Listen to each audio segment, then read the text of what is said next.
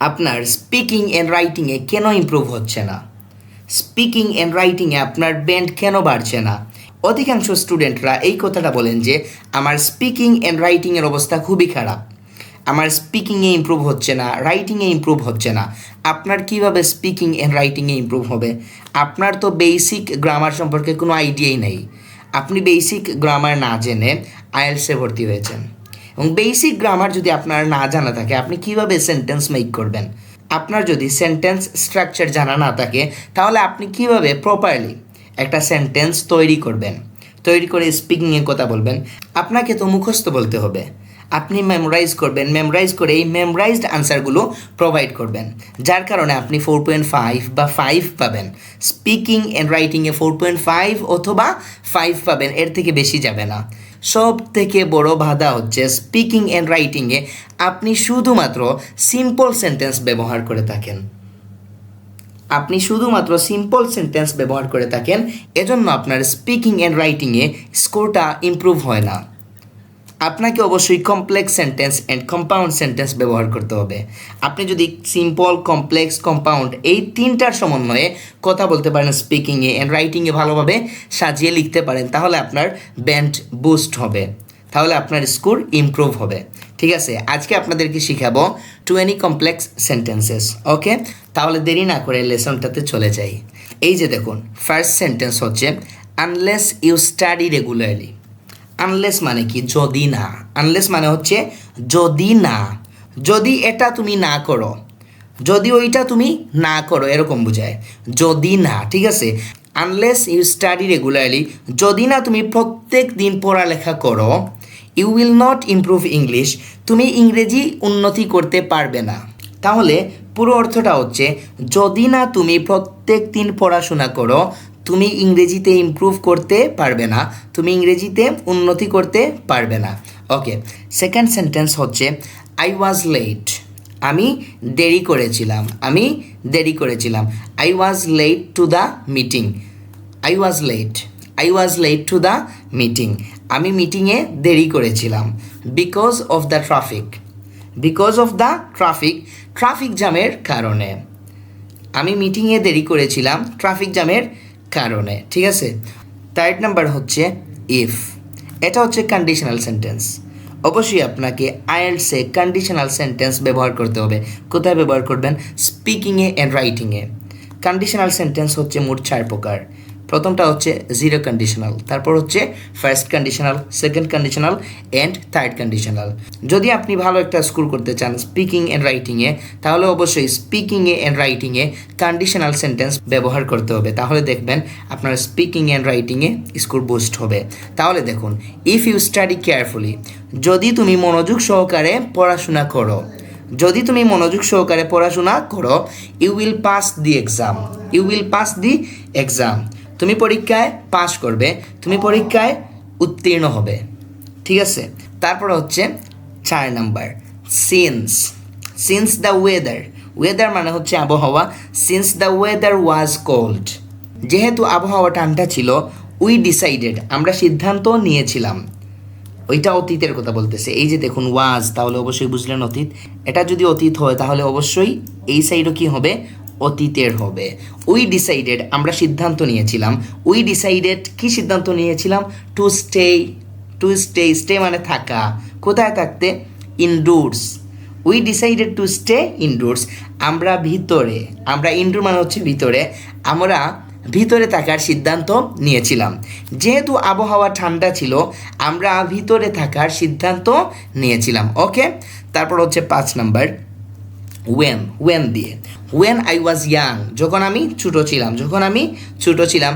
I use to play, ওইটা অনেকে জানেন, এটা রুলস হচ্ছে subject plus use to plus B1, মানে অতীতে কোনো কাজ করতেন, অতীতের অভ্যাস বোঝায়, অতীতের অভ্যাস বোঝায়। ঠিক আছে, I use to play outside every day, আমি প্রতিদিন বাইরে খেলাধুলা করতে অভ্যস্ত ছিলাম, কিংবা আমি প্রতিদিন বাইরে খেলাধুলা করতাম, মানে অতীতের অভ্যাস বোঝায়, বাট বর্তমানে করা হয় না। ওয়েন আই ওয়াজ ইয়াং, যখন আমি ছোটো ছিলাম। I use to play outside everyday, মানে প্রতিদিন, আমি প্রতিদিন বাইরে খেলাধুলা করতাম, বা আমি প্রতিদিন বাইরে খেলাধুলা করতে অভ্যস্ত ছিলাম। ঠিক আছে, ওকে, তারপর হচ্ছে 6 নাম্বার দেখুন, অলদো। অলদো মানে হচ্ছে যদিও, ঠিক আছে। অলদো শি ওয়াজ টায়ার্ড, যদিও সে ক্লান্ত ছিল, শি ফিনিশড হার ওয়ার্ক, সে তার কাজ শেষ করেছিল। যদিও সে ক্লান্ত ছিল, তারপর ও কী করছে, ও তার কাজটা শেষ করেছিল, ঠিক আছে। তারপর হচ্ছে number 7, if. If you don't hurry, if you don't hurry, যদি তুমি তাড়াতাড়ি না করো। আমরা বলি না যে হারি আপ মানে তাড়াতাড়ি করো, তাড়াতাড়ি করো। আর ওইখানে বলতেছে ইফ ইউ ডোন্ট হারি, যদি তুমি তাড়াতাড়ি না করো, you will miss the train, তুমি কি করবে, ট্রেনটা মিস করবে, ট্রেনটা মিস করবে। If you don't hurry you will miss the train, তুমি ট্রেনটা কি করবে, মিস করবে। ওইটা হচ্ছে ফার্স্ট কন্ডিশনাল, ঠিক আছে। ওকে, এটার প্রথম অংশ থাকবে subject plus V1, subject plus V1, আর পরবর্তী অংশ থাকবে subject plus will plus V1, subject plus will plus V1। ওইটা নিয়ে ইনশাল্লাহ ভিডিও আপলোড করব। কন্ডিশনাল সেন্টেন্সের যে 4টা প্রকারভেদ আছে ওইগুলা নিয়ে ইনশাল্লাহ একটা ভিডিও আপলোড করার চেষ্টা করব, যেখানে আপনারা কন্ডিশনাল সেন্টেন্স ভালোভাবে শিখতে পারবেন। ওকে, number 8, while। while I was cooking, when অর্থ যখন, আবার while অর্থ যখন বোঝায়। while I was cooking, যখন আমি রান্না করতেছিলাম, যখন আমি রান্না করতেছিলাম, my phone rang, আমার ফোনটি বেজেছিল। যখন আমি রান্না করতেছিলাম আমার ফোনটি বেজেছিল। ওকে, তারপর হচ্ছে number 9, she passed the exam, সে পরীক্ষায় পাস করেছিল বা সে পরীক্ষায় উত্তীর্ণ হয়েছিল, বিকজ she studied hard, সে কঠোর পড়াশোনা করেছিল। ইফ ইট স্নোজ টুমোরো, যদি আগামীকালকে বৃষ্টি হয়, উই উইল গো স্কিং, আমরা স্কিংয়ে যাব। ওকে, নাম্বার 11, ওইটা হচ্ছে ইভেন দো, মানে যদিও বোঝায়।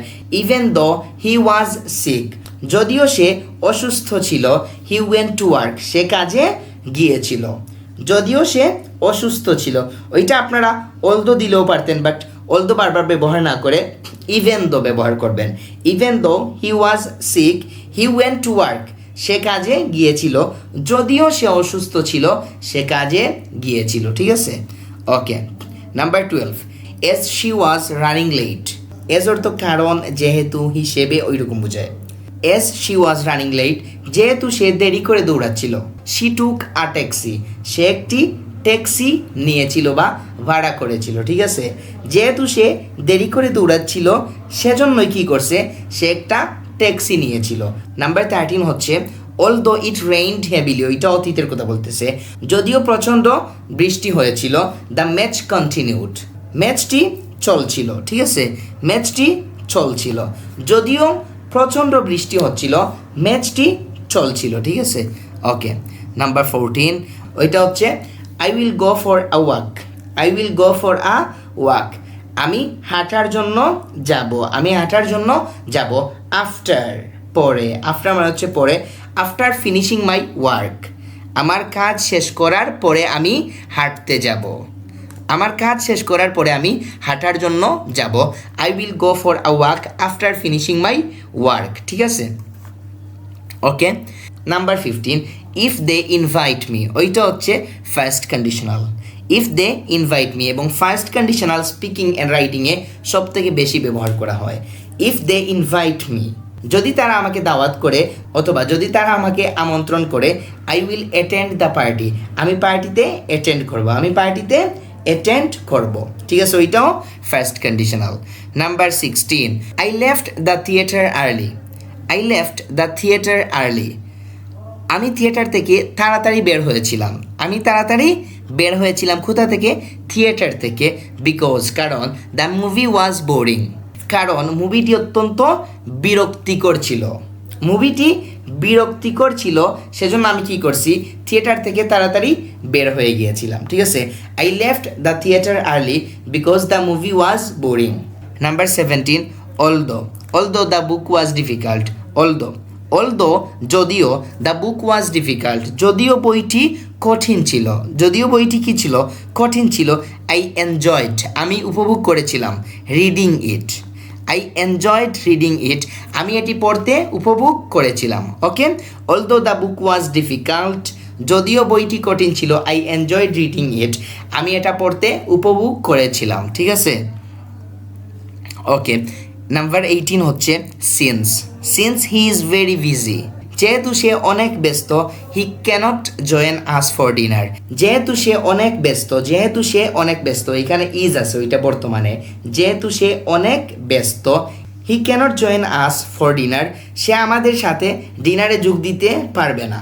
Since he is very busy, যেহেতু সে অনেক ব্যস্ত হি ক্যানট জয়েন আস, সে আমাদের সাথে যোগ হতে পারবে না ফর ডিনার, ডিনারের জন্য সে আমাদের সাথে যুক্ত হতে বা যোগ হতে পারবে না। ঠিক আছে, ওকে।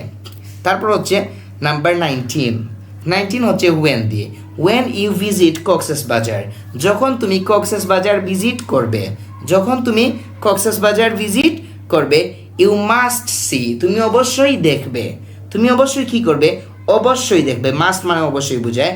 You must see the sunset and sunrise, তুমি সানসেট এবং সানরাইজ দেখবে। সানসেট হচ্ছে সূর্যাস্ত আর সানরাইজ হচ্ছে সূর্যোদয়। যখন তুমি কক্সবাজার ভিজিট করবে তখন তুমি অবশ্যই সূর্যোদয় এবং সূর্যাস্ত দেখবে। ঠিক আছে, ওকে। এবং লাস্ট ওয়ান মানে ফাইনাল ওয়ান হচ্ছে ইভেন দো ইট ওয়াজ এক্সপেন্সিভ, ওইখানে আপনারা অলদো বলতে পারবেন। ইভেন দো ইট ওয়াজ এক্সপেন্সিভ, যদিও এটা অনেক দামি ছিল। এক্সপেন্সিভ মানে আমরা বুঝি অনেক দামি। ঠিক আছে, যদিও এটা অনেক দামি ছিল, দে বট দ্য কার, তারা কারটি কিনেছিল। তাহলে এই হচ্ছে আজকের 20টা কমপ্লেক্স সেন্টেন্স। ঠিক আছে, এবং এই কমপ্লেক্স সেন্টেন্স ব্যবহার করার মাধ্যমে আপনি আপনার স্পিকিং অ্যান্ড রাইটিংয়ের স্কোর বাড়াতে পারবেন। কমপ্লেক্স সেন্টেন্স ব্যবহার করবেন, কম্পাউন্ড সেন্টেন্স ব্যবহার করবেন, সিম্পল সেন্টেন্স ব্যবহার করবেন। আপনারা যদি বারবার সিম্পল সেন্টেন্স ব্যবহার করেন রাইটিংয়ে অ্যান্ড স্পিকিংয়ে আপনি বারবার সিম্পল সেন্টেন্স বলতেছেন, রাইটিংয়ে আপনি বারবার সিম্পল সেন্টেন্স লিখতেছেন, তাহলে আপনার স্কোর বাড়বে? কখনোই না। আপনাকে অবশ্যই কমপ্লেক্স সেন্টেন্স শিখতে হবে। আপনারা যদি ভালোভাবে কমপ্লেক্স সেন্টেন্স তৈরি করা শিখতে চান তাহলে অবশ্যই কমেন্ট বক্সে লিখে জানাবেন। আমি অবশ্যই আপনাদেরকে কমপ্লেক্স সেন্টেন্স খুবই সহজে বুঝিয়ে দেওয়ার চেষ্টা করব পরবর্তী ভিডিওতে। তবে আপনাদেরকে অবশ্যই জানাতে হবে, কমেন্ট করে জানাতে হবে যে আপনি আমাদেরকে কমপ্লেক্স সেন্টেন্স শিখিয়ে দেন।